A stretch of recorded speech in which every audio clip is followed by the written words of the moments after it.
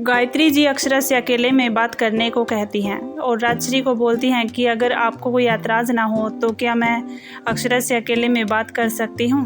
तो राजश्री जी कहती हैं कि अब अक्षरा के ऊपर आपका पूरा हक है।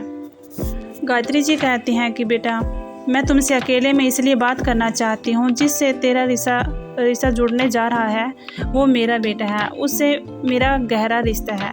वो घर का अकेला वारिस है, वो जोश में कोई भी फैसला ले लेता है, लेकिन मैं तुम्हें समझदार लड़की मानती थी। वो परिवार के खिलाफ जाकर नौकरी करना चाहता है, तुम्हें रोकना चाहिए था। आज तुम्हारे बढ़ावा देने की वजह से इंटरव्यू देने चले गया है, जबकि दादाजी ने भी उसे मना किया था। मैं तुम्हारी सास हूँ, मुन्ना को कभी भटकने मत देना। फिर वहाँ पर थोड़ी देर बाद राजश्री जी आ जाती हैं और कहती हैं कि हो गई सास बहू की बातें, आखिर क्या बातें हुई सास बहू के बीच में। लेकिन गायत्री जी कहती है कि हम सास बहू नहीं बल्कि माँ बेटी हैं और अपनी बहू को अपने घर के नए रीति रिवाज सिखाना ये मेरी जिम्मेवारी है। परिवार के रीति रिवाज सिखा रही हूँ।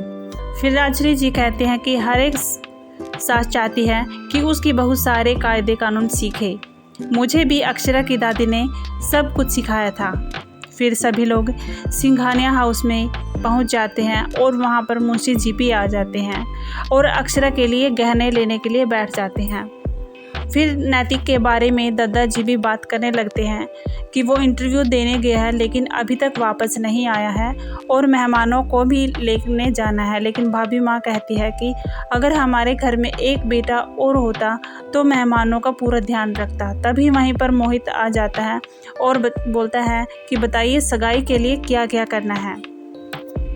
फिर दादाजी कहते हैं कि मेहमानों का स्वागत अच्छे से करना है और उन्हें एयरपोर्ट पर लेने भी जाना है।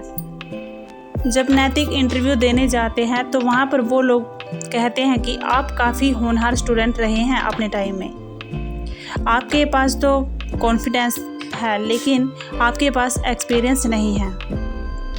आप इतने बड़े बिजनेसमैन के बेटे हैं तो भी आप नौकरी क्यों करना चाहते हैं, क्या ज़रूरत है आपको। फिर नैतिक कहता है कि मैं अपनी पहचान खुद बनाना चाहता हूँ। फिर थोड़ी देर के बाद माहेश्वरी फैमिली के लोग एयरपोर्ट के लिए निकल जाते हैं। अक्षरा और उसकी दादी आपस में बात करते हैं। फिर अक्षरा कहती है कि दादी, शादी के बाद जो सास बनती है क्या वो एक बहू की माँ बन पाती है। अक्षरा की दादी कहती है कि बेटा, एक दूसरे को समझने में समय तो लगता है।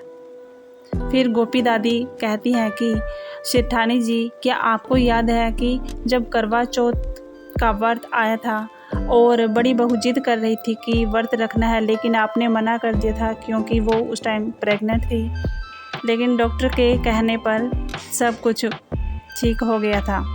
फिर गायत्री जी चिंता करती हैं कि नैतिक होने वाली बहू से, लेकिन भाभी माँ कहती है कि मैं नैतिक और अक्षरा दोनों को समझा दूंगी। जब अक्षरा दुल्हन बनकर इस घर में आएगी तो तुम्हें टेंशन करने की कोई बात नहीं है क्योंकि वह बहुत ही शांत है और सरल है। मुझे मुन्ना पर पूरा भरोसा है और वो तुमसे बहुत प्यार करता है।